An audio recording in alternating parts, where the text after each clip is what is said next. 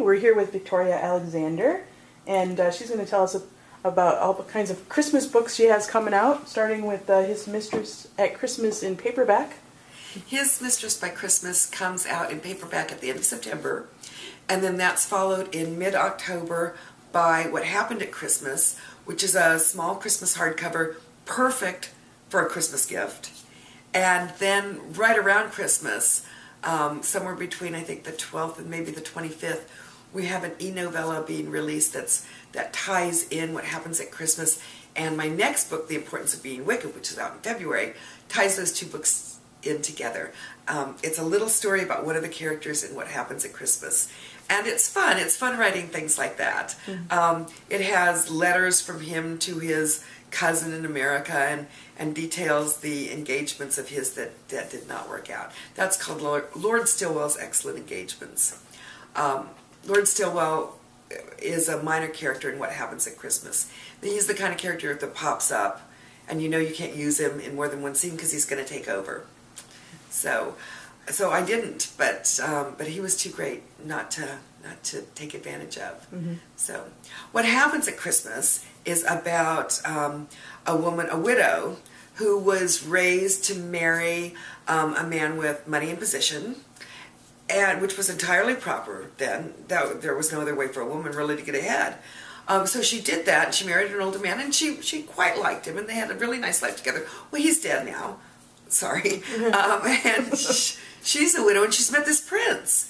But she's always wanted to be a princess.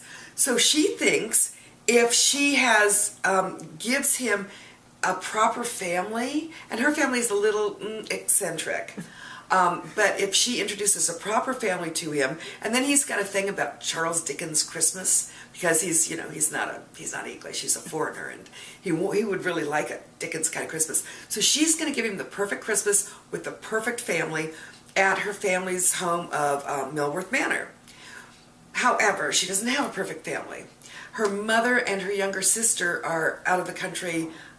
They're in Paris for Christmas. So she hires a troupe of actors to be her family. Oh, that's good. And they're great. I just love these people.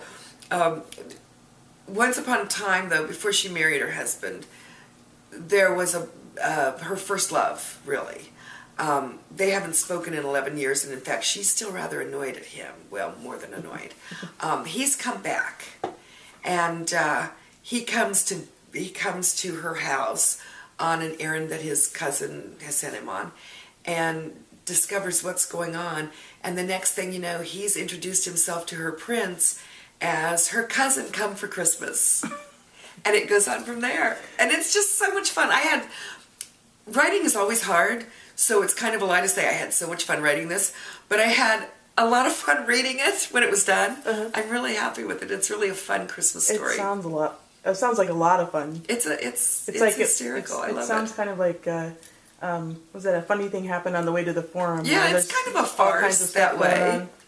So cool. And then you also have a holiday gala coming up for readers to get prizes? I do. I'm joining 3 other authors for Kensington, Teresa Romaine, Grace Burrows, and Vanessa Kelly. And we're doing this holiday gala thing where we're giving away prizes, and we're going to be doing chats, and we're going to be doing all sorts of fun Christmas stuff.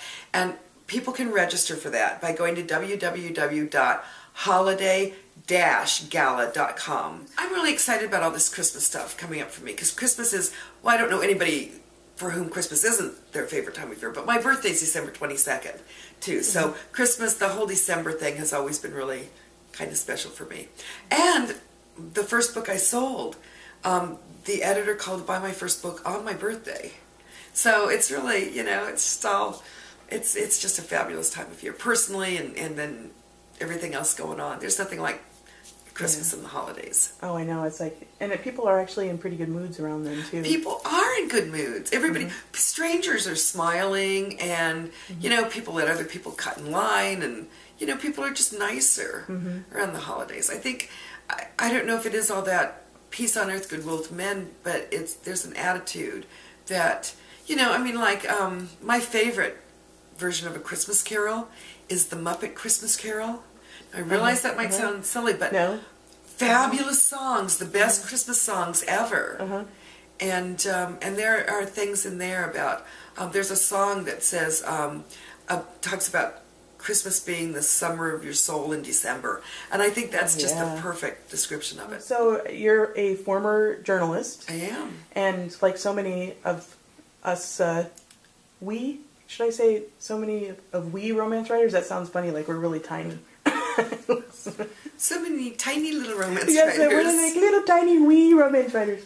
But anyway, what is it about journalism, do you think, that leads so many of us to write romance fiction?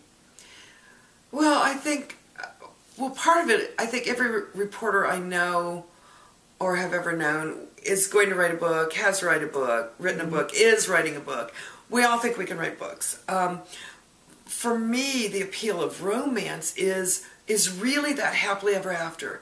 Because in real life, in journalism, the good guys do not always get what they should. The bad guys don't get what they deserve. Good does not triumph over evil. And particularly in romance, because of the promise of a happily ever after, I can do that. I can make sure the bad guys get taken care of. I can make sure the good guys come out on top. And I think that's a really strong pull. If you've spent your first career dealing with real life where things do not end well, usually, often, more often than not. Unfortunately. Yeah. So pessimistic of me, but it's true. That's kind of a journalism thing. You become very jaded. Well, yeah, and cynical. You do. And people say, why doesn't the news cover good things? Because we expect good things to happen. It's not news if, this was a nice day and nothing out of the ordinary happened, which is good. But that's not news. That doesn't get ratings. No. No. And it's not, unfortunately, what people want to read about. Yeah. They don't want to read about, another fine day in, middle America or whatever.